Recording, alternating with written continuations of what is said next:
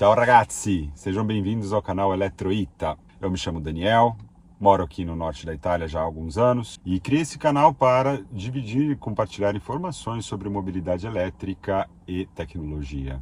Hoje o assunto é sobre Tesla e estamos aqui na estação Supercharger de Parma. Eu gostaria de falar da minha experiência que eu tive essa semana, quando eu tive a oportunidade de provar pessoalmente a tecnologia FSD de Tesla, que é o Full Self-Driving supervisionado. Essa semana eu fui até o Tesla Center de Bolonha, que é mais ou menos aqui, um pouco menos de uma hora daqui de Parma. E como funciona o Full Self-Driving Experience? Marca um horário através do site e neste horário um funcionário da Tesla, num carro deles, né, não é no meu carro, faz uma volta aí de meia hora mais ou menos, com o carro em si fazendo tudo sozinho, né? Atualmente, como é o Full Self-Driving supervisionado, é necessário a presença de uma pessoa que fique 100% do tempo atenta e inclusive tem uma câmerazinha aqui que controla se a pessoa está prestando atenção ou não, né? Depois basta colocar no navegador do carro o destino, por exemplo, com a gente lá colocou o Supercharger de Bolonha, né, que se localiza dentro de um shopping, né? E o carro parte, sai do estacionamento da concessionária da Tesla e segue autonomamente em direção ao Supercharger, entrando em estradas, fazendo curvas, dando setas, desviando até de obstáculos que tem. O funcionário da Tesla era posicionado aqui no banco do motorista, ele não encostava em nada, ele mantinha só as duas mãos perto aqui, apoiado na perna mesmo, né, perto do volante, e com os pés sem tocar em nenhum pedal.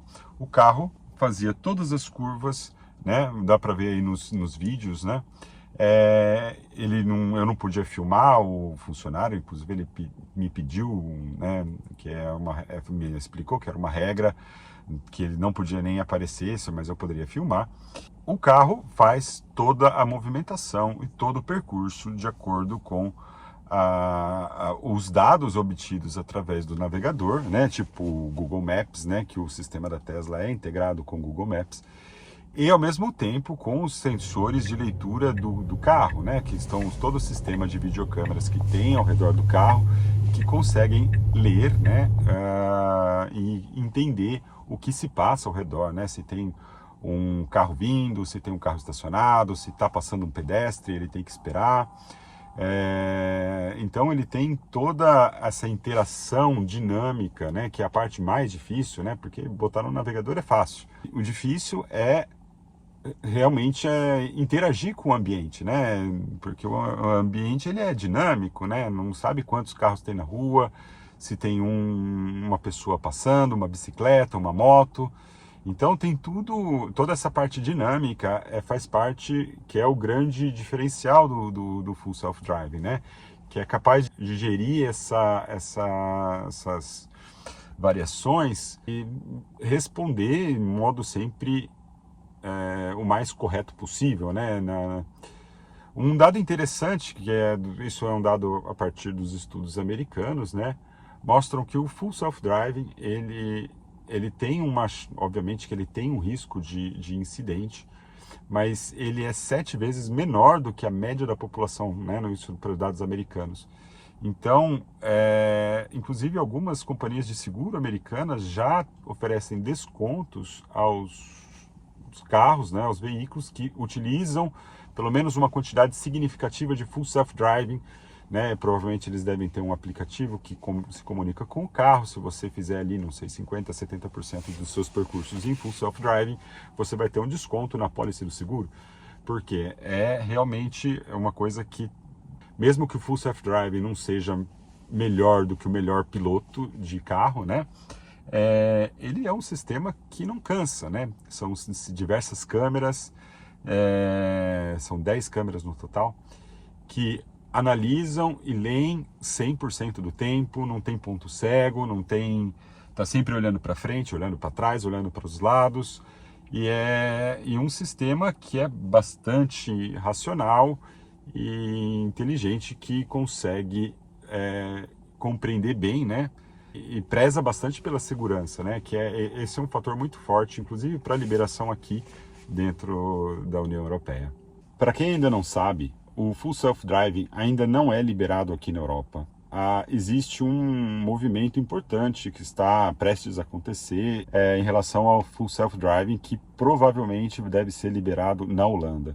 A expectativa depois disso é que diversos outros países, né, tem um efeito cascata nos outros países da União Europeia, que uma vez regulamentado em um país, fica bem mais fácil transportar isso para os outros países. Então a expectativa é que nos próximos meses, talvez, mesmo aqui na Itália, seja já autorizado e comece a funcionar plenamente o Full Self-Driving.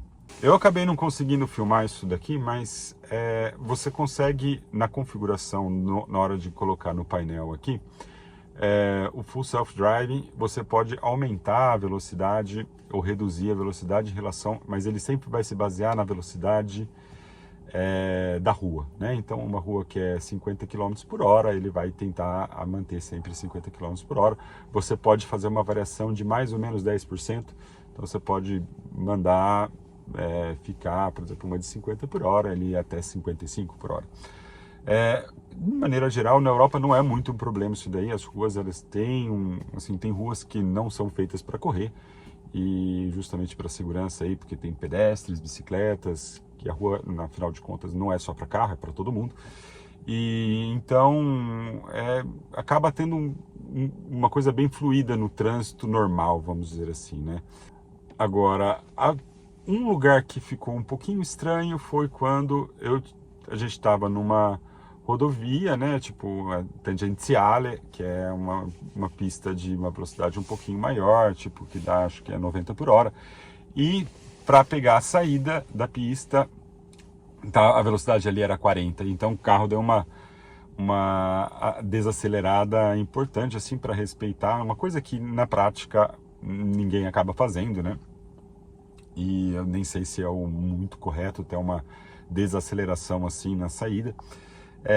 Mas eu perguntei isso pro funcionário lá, que estava ali como responsável da experiência, se eu podia acelerar nesse momento, né? No caso, se eu soubesse que ele já ia ter a saída, para evitar eu pisasse um pouco no acelerador, ele me explicou que o carro vai acelerar e não vai sair do programa. Então, estava numa pista 90, daí em vez de frear para 60, aí eu posso intervir um pouquinho e dar uma leve acelerada, e o carro vai dar chegar a uma velocidade aí um pouco mais normal, vamos assim dizer, que é mais fluida, né? Mas assim, o carro não teve nenhuma dificuldade em nenhum ponto na rua. Essa questão da velocidade é uma coisa que é o programa, né, da Tesla, não é um problema. E a única pequena dificuldade que teve foi quando a gente chegou no Supercharger, que era dentro de um estacionamento de um shopping interno, não era nem subterrâneo, vamos dizer assim.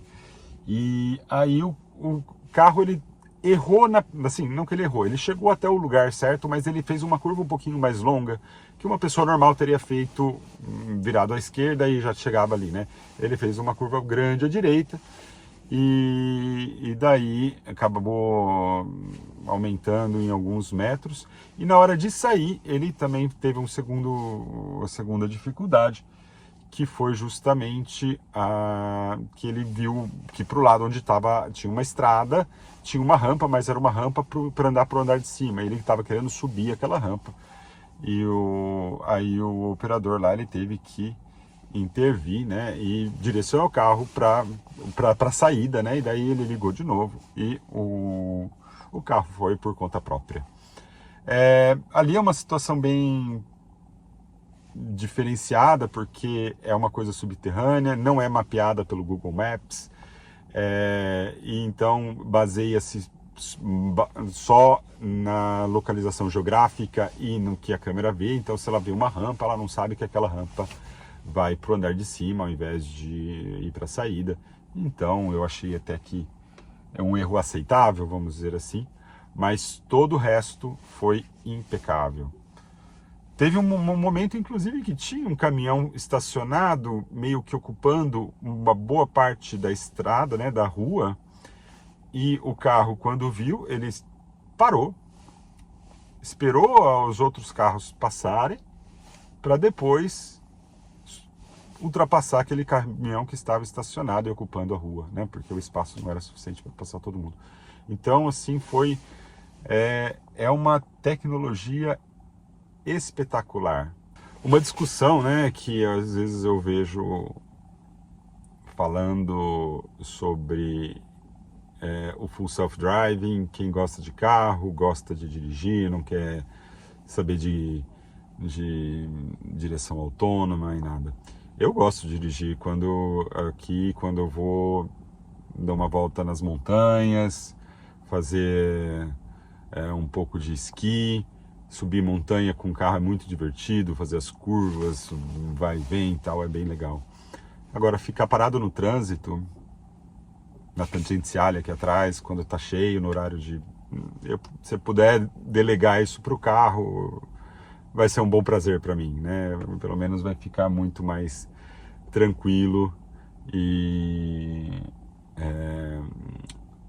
assim, muito mais prazeroso até aproveitar a parte boa e deixar a parte ruim para o carro fazer para mim, né? Em relação aos planos, a gente ainda não tem muita informação, né? No site da Tesla é possível comprar o FSD, o pacote que fica vinculado para sempre com o seu veículo. Isso já sempre esteve à venda aqui, né? Por 7.500 euros, né? Um valor bem carinho, né? Mas nos Estados Unidos eu acredito que são 8 mil dólares, né? Então é mais ou menos a mesma proporção. Aqui nos Estados Unidos eles também têm um sistema de assinatura e que provavelmente aqui não tem disponível porque ainda não foi liberado, mas é bem provável que também tenha o sistema de assinatura, se seguir mais ou menos o mesmo padrão, 99 euros por mês ou 990 euros por ano, né? É uma discussão assim que bem, né? Qual que valeria mais a pena, né? Se você for ver ao longo de uma vida de um veículo, comprar custaria menos, mas quanto tempo dessa vida do veículo o veículo vai passar comigo, né? Então, de quanto em quanto tempo se troca de carro, né? Então, você compra uma coisa para o carro, obviamente que quando o carro for vendido, uma parte desse valor vai ser repassada para o valor da venda, mas provavelmente não vai ser o valor total, né? Então, eu imagino que quando sair aqui, eu vou querer certamente testar, mas eu não sei se eu vou fazer a compra, provavelmente eu vou fazer a assinatura. Mas isso daí é uma coisa que vamos esperar um pouquinho para ver, né? Para quem não sabe, no ano passado eu comprei a minha Tesla Model 3 Long Range, tração posterior. Carro, na minha opinião, espetacular, muito eficiente, muito econômico, ótima autonomia. Motorização muito boa, mais ou menos 325 cavalos, né, de potência. Tesla não divulga oficialmente o número de cavalos, mas só divulga o 0 a 100, né, que é 5,2 segundos. E ela já é um carro moderno e ele tem todo o sistema já preparado para o Full Self-Driving.